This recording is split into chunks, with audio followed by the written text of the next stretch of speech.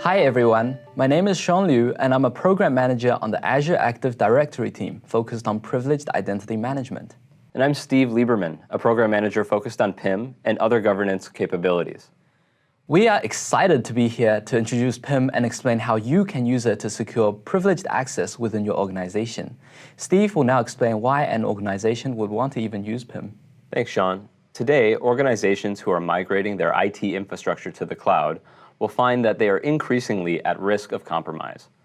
This risk is particularly important when it comes to privileged accounts assigned to roles in their organization. These accounts are the ones with the most privileges and can access many resources and data. PIM helps to reduce this risk by enforcing just-in-time and just enough access for these accounts.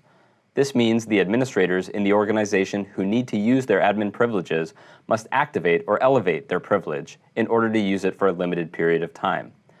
Through this activation process, PIM enables IT pros to enforce policy options such as multi-factor authentication, request approval workflow, and notifications to further secure these privileged accounts. Sean will now talk about some of these in a bit more detail. Of course. For the just-in-time aspect, PIM supports this through an activation period. Inside the role setting for a role, IT admin can pick an activation period between 0 and 24 hours. What this means is that users who want to come in and activate their role will only get that privilege for this configured period of time before they lose that access. They will need to go through the activation process again if they want to continue to use that role.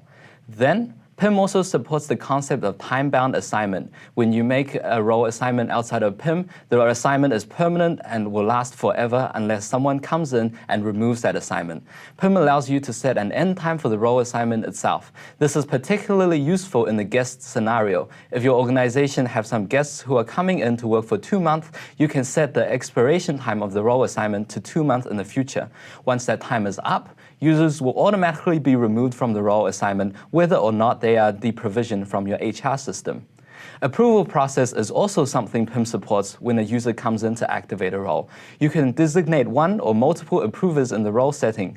Once the activation request is submitted, the approver will receive an email to go approve that request inside PIM. It is only upon this approval that user will actually get the role assignment for a limited period of time. Now, Steve will dig a little deeper into some of other capabilities supported through PIM. Azure AD multi-factor authentication is another policy option customers can require during activation. If your organization uses Azure AD MFA to ensure that users are who they say they are at sign-in, you're already familiar with this feature. The administrator simply responds to the prompt on their trusted device, phone call, or SMS. Once the administrator has successfully completed this step, they're good to go.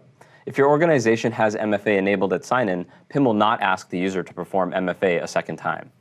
Security-conscious role administrators commonly require justification when users activate roles, as it helps your internal or external auditors understand why the role was activated.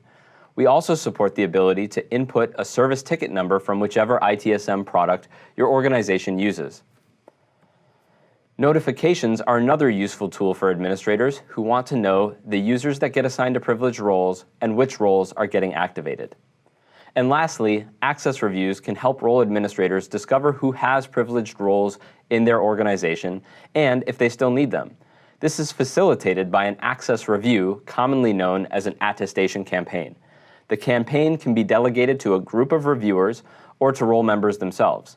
And when the review is complete, we can remove any assignments that are unnecessary. And don't worry, everything's logged, tracked, and auditable. Sean will now talk more about audit.